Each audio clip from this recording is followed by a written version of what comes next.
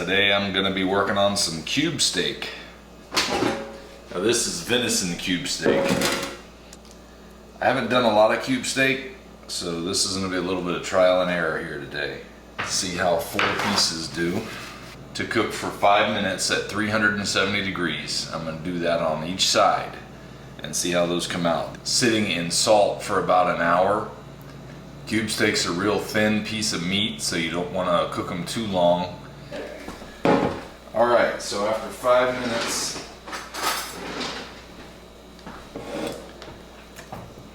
you can see they're pretty done already.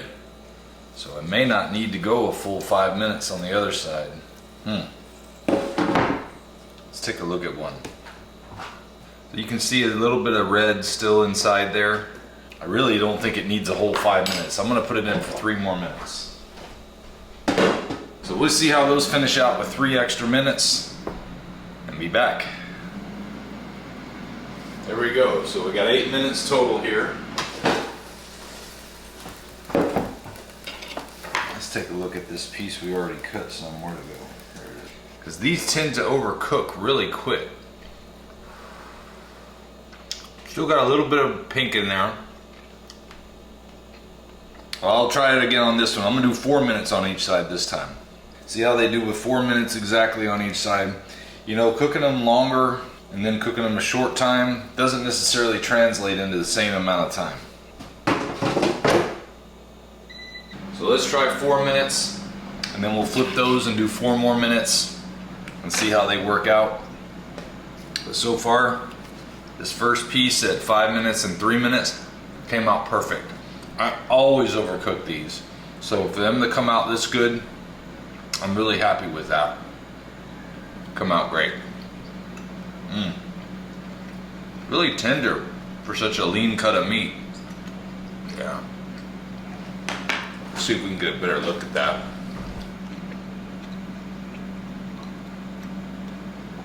That is so much better than when I've overcooked them, because they can be really tough. So with inflation hitting us all harder these days, seems like everything's about 40% more expensive than it was a couple years ago, and wages not getting any better. Being able to find some inexpensive options compared to strip steak and ribeye are going to be real important. Cube steak is a good way to take your meat that you would normally maybe hamburger out and still have a steak cut. I am still new at doing any type of meat cooking, you know, on a regular basis like this, but I'm learning a lot. And I like the cube steak better than the hamburger way of making it. A little recommendation too, if you're looking for an inexpensive meat option, a lot of times these deer processors, the person who dropped off the deer to be processed doesn't come back and pick it up. And if you didn't have a chance to get any deer that season, or you're not a hunter, but you'd like to get some deer meat, many times these processors, at least I know in our state they do, they'll allow you to buy the unpicked up meat.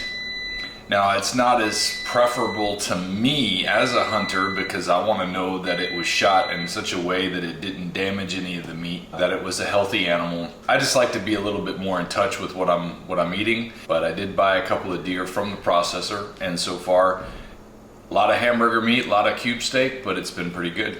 So we'll flip these over, do another 4 minutes on each side.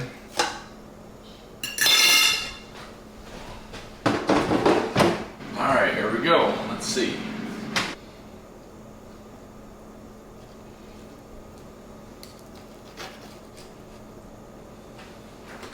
You can see the meat here once again, still nice and red in the center, but not underdone. Tastes perfect. Nice and tender. So I'll take these, because I'm not eating all these this morning, and I'll have these throughout the rest of the day and some tomorrow.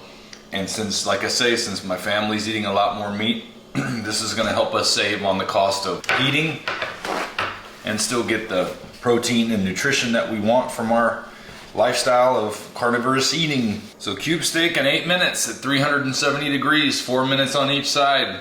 Comes out great.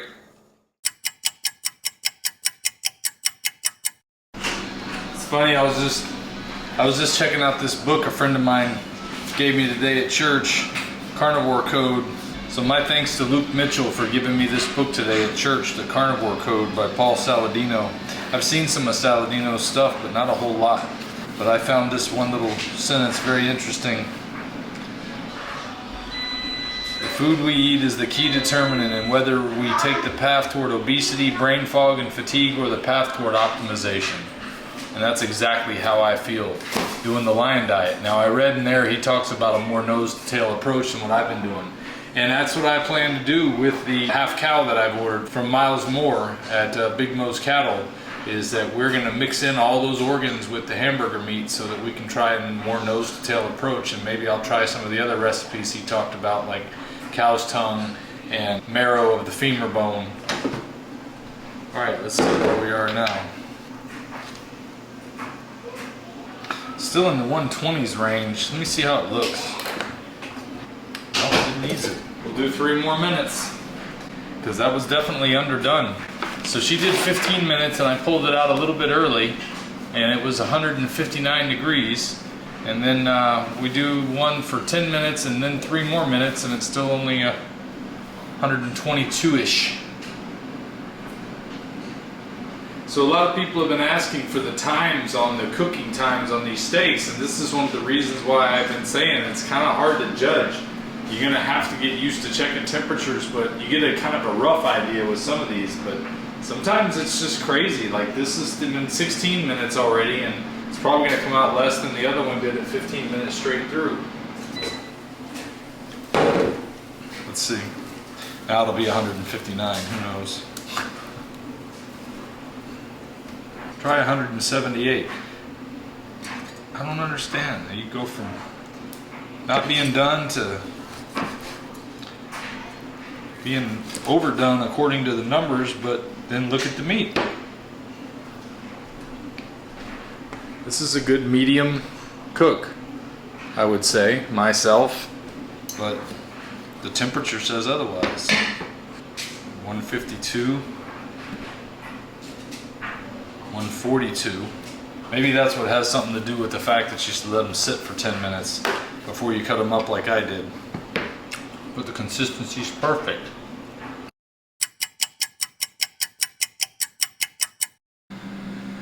So, it's been 200 days. I'm having breakfast, but I'm trying a little different. Instead of cooking at 370 degrees, I'm cooking these 2 New York strip steaks at 400 degrees. 8 minutes on one side, and then I'm going to try 8 minutes on the other, depending on how they look right now. Judging by the redness on the underside, I would say 8 minutes might be too much, but I'm going to put it in for 8 more minutes nonetheless. We'll see how that comes out. One of these days I'm going to kick this habit. I want to kick this habit really soon because I think it's affecting my glucose levels. But I'm still addicted to this. It's a damn shame because I wasn't even smoking when I started vaping. I had quit smoking for a couple of years and I had to pick up a new habit like an idiot. Let's see if we get a better sear doing these at 400 degrees. That's what some people have commented online. I mean, I've been going with 370 because that's where it starts, and I figured, hey, cut out any extra steps. I like to make things as efficient as possible. And this time I'll let them rest for 8 minutes. But I'm gonna check their temperature. Look good. 170, 163. Both of those would be considered well done. I know temperature is technically the way you check level of doneness. I'll tell you, this has been a real learning experience on levels of doneness because I always thought it had to do with the level of pinkness, not the temperature specifically. So we'll give those 7 more minutes and I'll be back. One of the reasons that I think the vaping is hindering my weight loss is that I went back up to about 209. Now I have put on some muscle mass since then, so I mean I'm expecting that it's going to get a little higher. But this isn't going away. This belly fat just seems to hang around. I'd like to get rid of all of it. Got some back here in the back still. but not nearly as much as it was. I mean, I'm still wearing 32 pants now, where I was wearing size 40 to 38 when I started this diet. So my goal is to, in the next week or two, put this down. And if I can put it down for 6 weeks, then I'm gonna put it down for good. But I've been trying to kick smoking of some kind on and off since I was 15. 2 more minutes. Come on, baby. I've been watching some of the videos on how other people make their steaks in the air fryers, and I'm appalled by how many people I see putting vegetable oil on their steak and on the inside of their air fryer. I mean, that's the epitome of ruining a steak right there. Cooked with nothing but salt. These sat in salt overnight in a plastic bag so we kept the air out. I have found that straight dry brining, which is what cooking with salt would be, is the tastiest way to make a steak. Adding all the marinades and everything, you may as well be eating whatever the marinade's made of instead of a steak, as far as I'm concerned. I want to taste the meat when I eat a steak. And dry brine allows you to enjoy every drop of flavor in a steak. All right, let's check it out. I'm gonna grab a little thicker piece for you guys to look at. It's a good medium finish. So 8 minutes on each side at 400 degrees might be a little much. I would suggest trying 7 minutes on each side.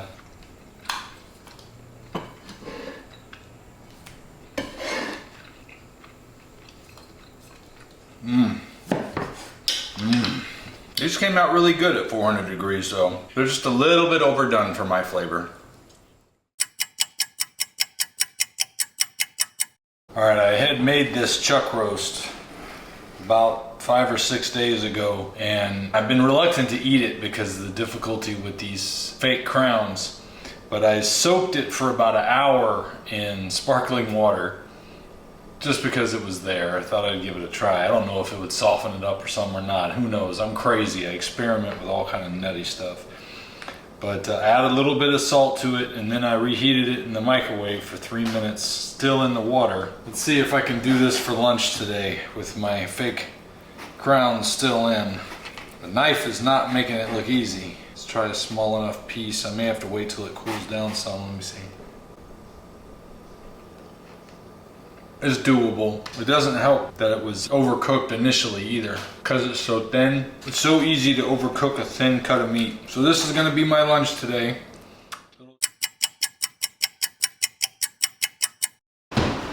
Alright, so I'm going to make this 1 pound of hamburger meat. This is some of the locally bought stuff I got from Bromwood Beef. It's grain fed, not grass fed or anything nice like that, but locally grown, so at least helping out the local farmers, ranchers. Maybe we can trust the beef a little bit better than we can from a big packer. Wear the gloves to keep the fat from getting between my fingers and on my rings.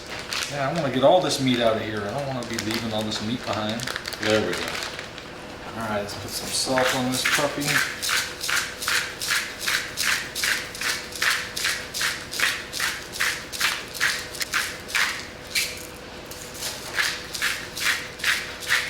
Just a little bit of salt. I'll make this into a, you call it a meatloaf. I'll have a little snack here. Since I had kind of a small lunch, we'll call this second lunch.